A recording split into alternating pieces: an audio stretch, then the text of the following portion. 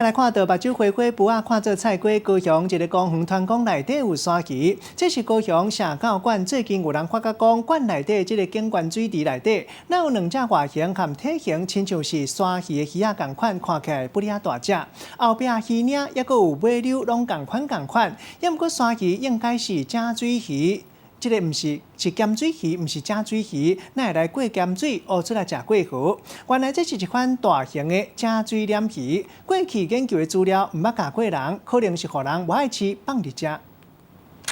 有民众曝网讲，高雄社教馆的景观水池内底有两只沙鱼，体型大约1公尺长，明显是比其他鱼仔搁较大只。哦，都不只大只呢。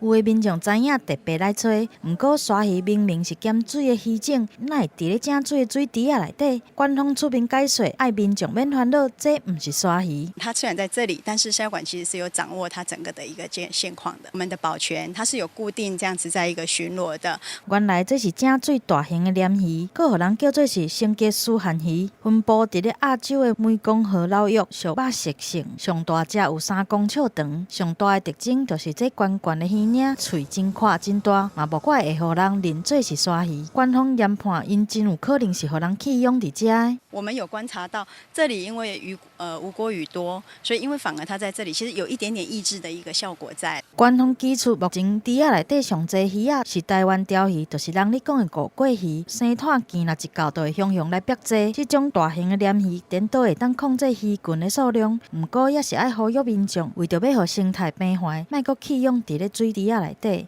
记者综合报道。